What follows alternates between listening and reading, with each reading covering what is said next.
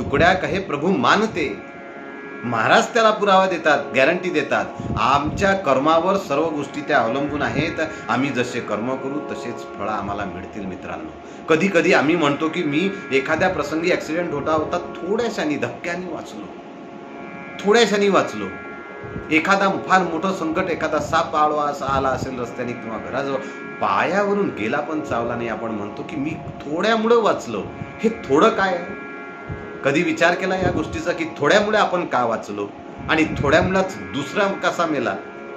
दुसऱ्याचं नुकसान थोड्यामुळेच का झालं आणि माझ्यावरचं ते संकट थोड्या गोष्टी, हे थोडं काय आहे?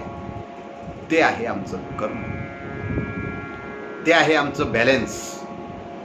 आणि बँकेत बॅलन्सच नसलं, एटीएम कार्ड तुटेपर्यंत जर मशीनमध्ये टाकाल ना तुम्ही, 1 रुपया निघणार नाही.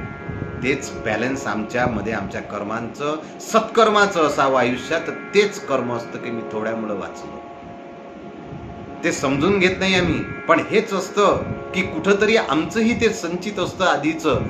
ते सगळं आमचं जमा झालेलं असतं की आम्हीही कुणातरी प्रसंगी कुणाला तरी वाचवायला प्रयत्न केलाय. तेच सगळं आमच्या आडवं आलं. मानो तो है नाही तर कुछ नाही. एखाद्या वेळी थोड्या निमित्ताने मनुष्य मरतो, तेव्हाही ते काहीतरी असतं त्याचं की दुसरा गेला नाही हाच गेला. त्याचंच ते कर्म आहे. कारण every action creates equal and opposite reaction, हा पृथ्वीचा नियम आहे ना. भ्रष्टाचाराने एखाद्याचं मन दुखवतो आम्ही. पूर्वी आपण म्हणतो की वाल्या कोळी होता, आजही आहे तो. वेगवेगळ्या खिंडींमध्ये, वेगवेगळ्या टर्निंगमध्ये जंगलात लोकांना पकडायचं आजही आहेत ते. मजबुरीचा फायदा घेतात. कुणाची फाईल अडकली आहे, कोणतं काम व्हायचं आहे, एखाद्याचं काही आहे, ट्रान्सफर आहे, तिथेच नेमकं खिंडीत पकडायचं आणि त्याला गाठायचं आणि मारायचं. परंतु लक्षात घ्या, हा भ्रष्टाचाराचा एखाद्याचा पैसा मन दुखून आलेला नुसतं पैसा सोबत येत नाही. त्या पैशासोबत त्या व्यक्तीचा श्राप, त्याची मजबुरी असते, त्याच्या शिव्या सोबत असतात, त्याचं दुःख सोबत असतं, त्याची क्रोध, त्याच्या वेदना, त्याचा तो ताण तणाव त्या प्रसंगीचा त्या पैशांसोबत येतो. ती अशांती पैशासोबत आमच्या घरी येते आणि नेमकं तेच आम्ही सांसारिक कामात तो पैसा लावतो.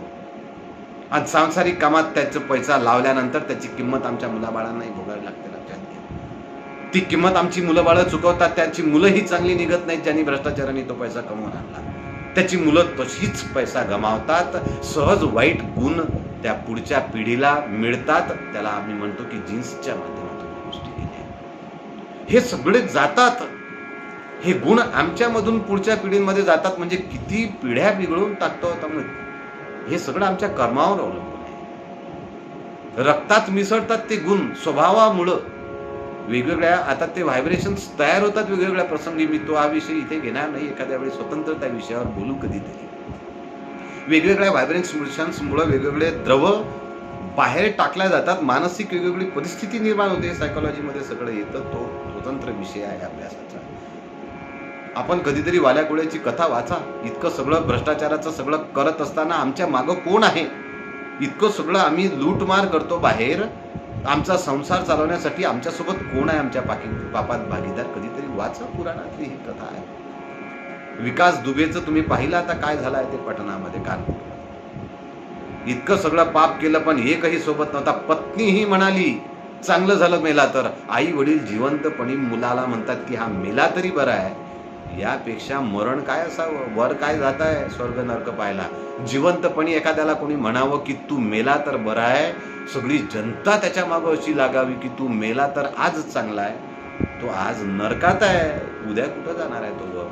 आजच तो नरकात जातो. भावाच्या, शेजाऱ्या पाजाऱ्यांचं, गावाचं मन दुखून कमवलेला पैसा सुख कधी देणार नाही. अपत्य वाईटच निघतील, ते चांगली निघणारच नाहीत. काहीही म्हणा, आज बेमानीने कमावतोय, इतरांची शेजाऱ्याची बदनामी करतो, बेमानी करत आहोत, अशा माणसाच्या घरात पाणी सुद्धा पिऊ नये. कारण तिथूनही संस्कार येत असतात. कारण महाराजांनी ते ग्रामगीतेमध्ये सांगितलेलं आहे की काही संगतीचे वळणे लागे, काही भूमिपात्र परिणाम जागे, काही प्रयत्नशीलतेचे धागे वळविती जीवा. काही संगतीमुळं माणसाला वाईट वळणं लागत असतात, चांगलीही वळणं लागत असतात. काही भूमिपात्र परिणाम लागत असतात, काही भूमीमध्ये ते संस्कार असतात. जशी स्मशानामध्ये गेल्यानंतर प्रेतासोबत गेलो तर 10 मिनिटांसाठी तरी वैराग्य जागृत होतं माणसाचं की जीवनात काही नाही आहे. तिथून उठला की लगेच वाईट कामं करणं सुरू.